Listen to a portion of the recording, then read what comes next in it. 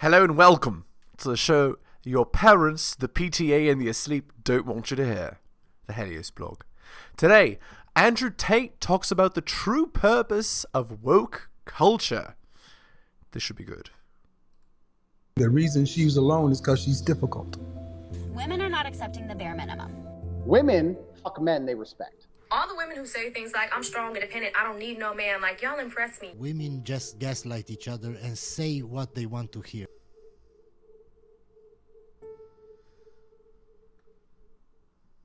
I think, genuinely, to go back to that point, any ideology which is waking up and saying, our worldview is so extreme, the only way we can truly ensure it exists into the future is to find the most susceptible people on the planet to program and attack their minds. It sounds very insidious, right? Like something that happened 100 years ago, let's say. Children.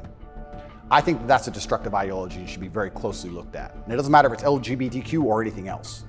I think if you sit children down and pump propaganda into their brain, and that's the only way you can get what you want. Yeah, you know what it reminds me of? Well, I've said this many times on the show, and you've heard this already, but I think that this womanist wokeist crap is the new religion, right? It's the new Western religion. So Christianity's dead, and it's this as the religion. And if you don't believe it, if you don't agree with it, you're an infidel. It's literally like the Dark Ages, right?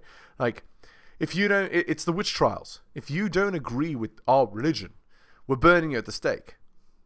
And so everybody's afraid to talk. It's like communism. Everybody knew stupid crap was happening, but nobody spoke up. Well, I'm speaking up. Then there's probably something wrong with your ideas because you're afraid to challenge them with a grown adult. You don't want a fair fight. You understand?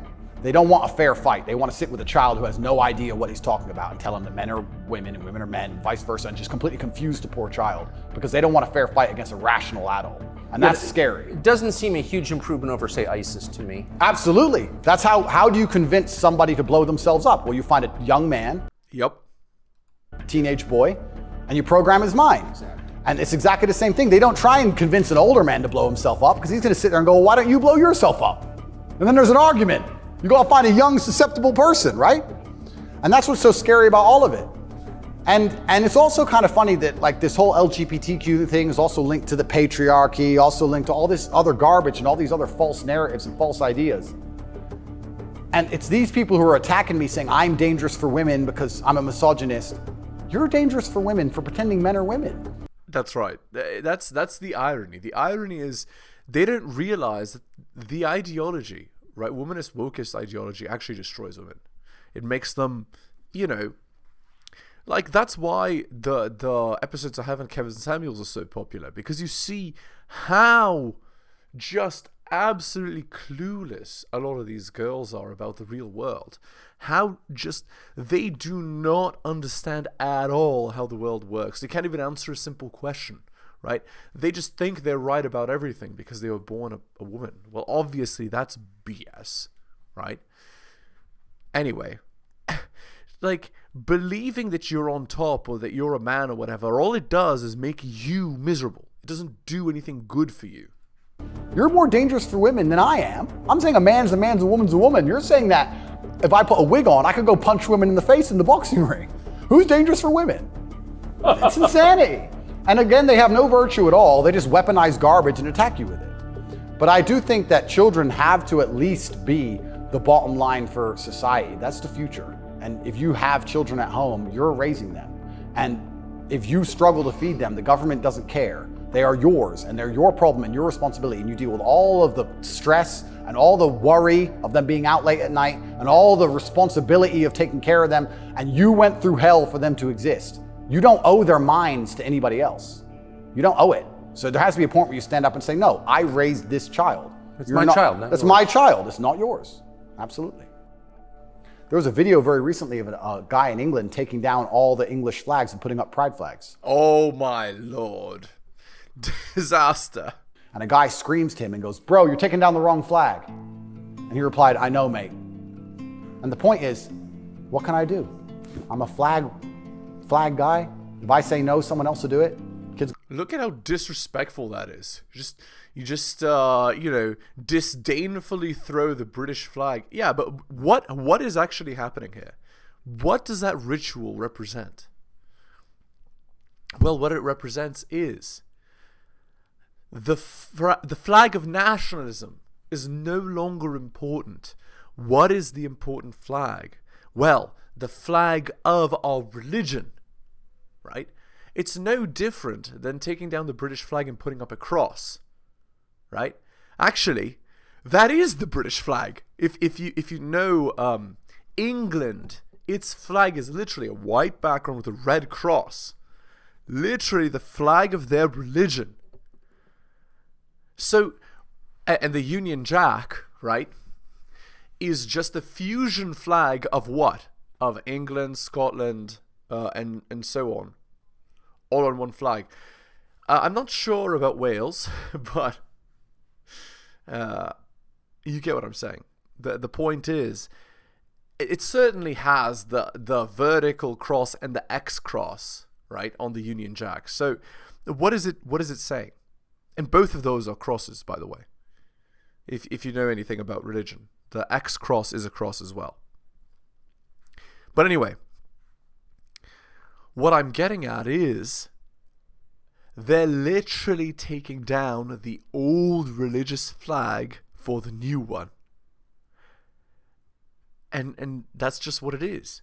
You all must bow down, must kowtow to this new religion. And if you don't, you're an infidel. If you don't agree with the new world order, with the new way things are, there's something wrong with you, not with them. Even though their religion is destructive, pagan, against God and against women who it purports to help, it doesn't matter. Because that is the new party line, and you need to toe it. It's got to eat. So by keeping your money enslaved, they can keep you enslaved. You got to eat. They don't want men to be financially free. If you're financially free, if you have enough money in the bank, you can one day go, you know what? I don't want your money. Even me now to this day, I've done enough and I'm successful enough that it's very hard for them to buy me. They come along, well, I would never sell my soul anyway because it's not who I am as a person. But if I was destitute, they could come along and say, Andrew, you have all this influence. We're going to change your message. You're going to say this. We're going to give you 10 million. Okay. You can't buy me. Can't buy Trump. He's rich already. He's rich and he's 80, 70 something. You think he needs more money? He doesn't care about money. They don't like that. So being financially free in and of itself is now an act against the government, because this whole idea that they want everyone to be rich and it's fantastic for the society, I'd actually argue against that. They don't want that. They want everyone destitute, because when you're destitute, you need the government to feed you. And it's very hard to fight against the government who's feeding you. Yeah, it's just a method of control, right? It's we push you down economically, so you're a slave, and then as a slave we can control you. We can choose what religion you use, we can choose what you can say or what you can't say, and so on. It's very clear that's happening in 2024. It's very hard to resist the people who give out the bread. I also heard another interesting theory from a very intelligent person one day, and it was that every government on earth, all of them, in all of their different forms, China, which says it's communist and is capitalist, and all the different in-betweens to the capitalist West, every government on earth is slowly encroaching on trying to become as controlling as possible. They all want to be as controlling as possible over their citizens. Communism is the end result of the most control a government can have, effectively, or some version of communism. But yeah, and we're going to get there again. Some form of communism. We're going to get there again, sadly, and suffer.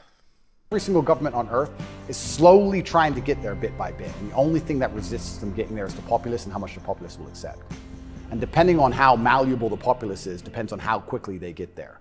But every government wakes up. It's kind of like AI. Have you ever heard the robot's going to destroy us all because they wake up and go, we don't need the humans anymore? Their end goal is just survival. If a government is the same as an entity, its end goal is more and more control. And that's all they're trying to do every single day with every law they pass.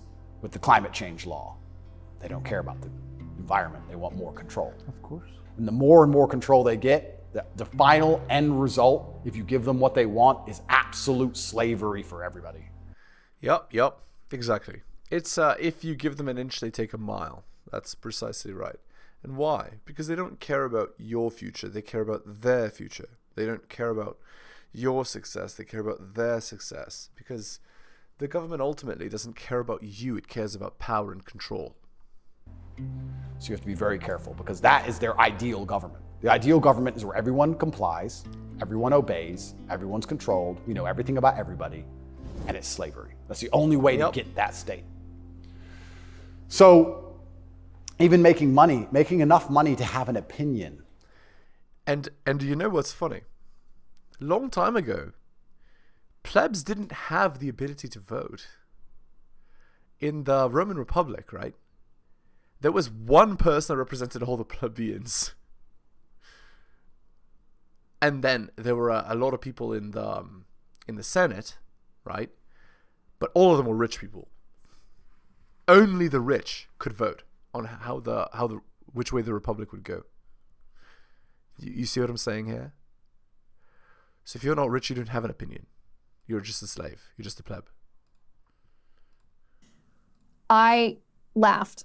I cracked up. This is the funniest thing that I've ever seen. I mean, I'm giving this stupid girl publicity, but I'm not going to say her name, so don't look her up. But anyway, some random girl who thinks that she's relevant, even though she's not. She thinks that message, I think she wants me, is about her. And she's supposedly a journalist, but all she does is narcissistically talk about herself. Watch. Andrew Tate is literally AOC. He has turned himself into Alexandria Ocasio-Cortez, because you'll remember, journey back just a couple years ago, AOC was on vacation in Florida, maskless, during the COVID lockdowns that she Oh, sorry guys, let me just cover her name so you don't know what it is. supported in New York. Of course, those lockdowns didn't exist in Florida. So sorry, I guess I can't. She has her own ads everywhere. Okay, well.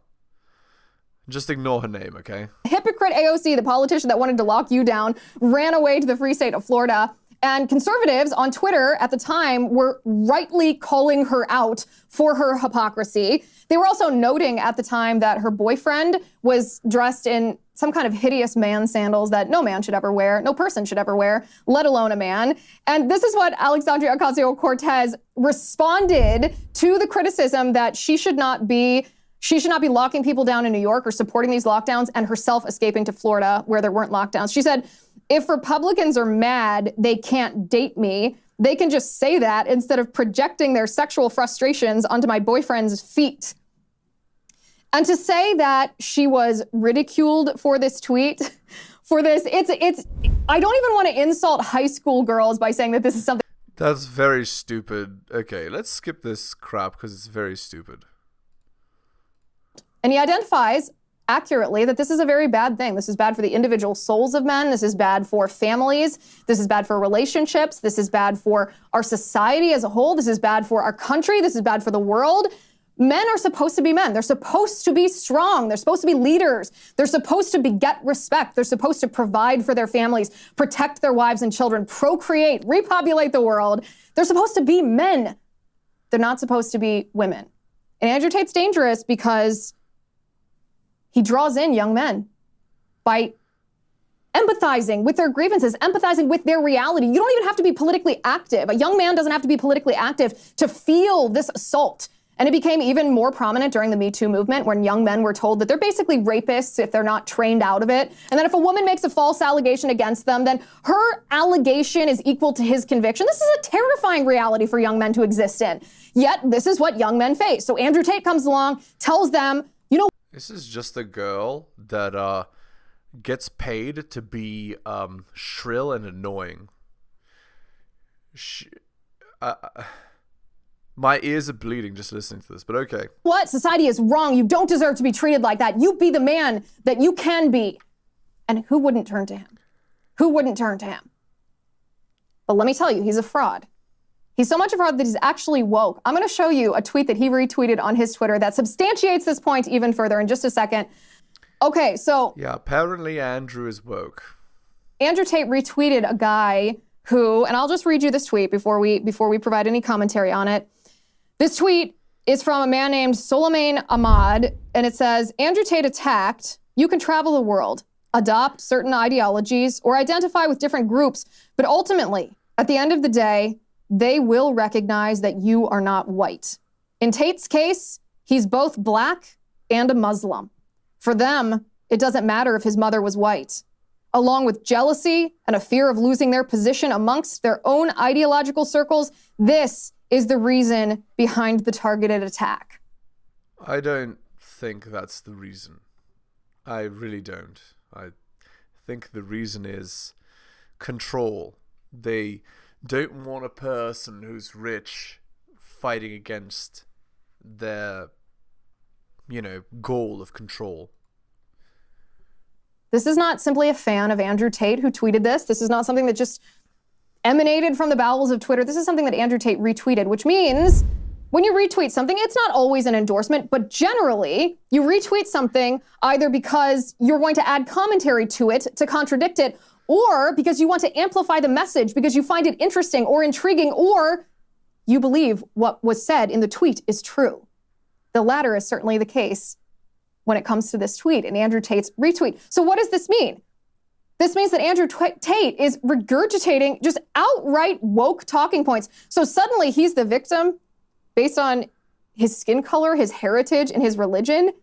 This is the wokest, most leftist narrative that I can possibly imagine. Andrew Tate's woke. I think that's not the conclusion you should draw. The conclusion you should draw is they will use any possible avenue to attack you if they think that you're not on their side. Because wokeism is inherently fragmentary. It destroys itself. It self-fragments into pieces that then attack each other. I believe that's what's happening here. He's a fraud. He's pretending to be a G or whatever it is he calls himself. He's pretending to be red-pilled. He's pretending to fight against the powers that be. But is he? Is he really? Or is he actually propagating the destruction that they're propagating, just in a different way? He's not doing that, sorry. All the Tate bros that are watching this should take stock of this. If you're an honest person and you want to be an independent thinker, you should give this some consideration. Okay. Yup. Consideration given. Hours after their arrest, the Tate brothers, Tristan first, then Andrew, were taken into court for the extradition hearing. So apparently, this was recent, Andrew's going to be extradited. Andrew and his brother to the United Kingdom. That's bad. It's really funny because he said that he moved to Romania to escape this, and then Romania is just extraditing him.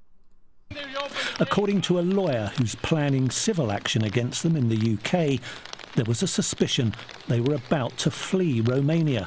The brothers deny that. We wrote to the UK authorities last week off the back of information we'd received that Tate was planning to flee Romania. We alerted the UK authorities, and we made a plea that if they were going to act, that they act now before Tate has a chance to evade justice in Romania and also the UK. In Bucharest for the past 2 years, the Tates have been fighting charges of rape and human trafficking brought by Romanian women. Now, the brothers face new and similar allegations from British women in claims made to Bedfordshire police. You arrest again? Why? The judge approved the UK extradition, but it won't happen until the Romanian charges have been dealt with. My soul is not for sale, neither are my principles. We are innocent men. No, we're very innocent men. I've been asking Romanian courts to go to the UK myself. I've asked 5 times and been declined, so now I get to go home. The brothers' lawyer spoke outside court. You must bear in mind that at the time when the foreign authorities issue such an arrest warrant, the description of the facts is rather brief and rather incomplete. It seems that we are talking about acts that were allegedly committed many years ago, over 10 years. Andrew Tate is also facing a UK civil action. 4 women claim he raped them, old allegations that were investigated by Hertfordshire police, but later dropped. The Tate brothers deny all allegations against them. They're banned from leaving Romania, But that restriction is the subject of their next court battle. Martin Brunt, Sky News. Okay, so there you go. So he's going to be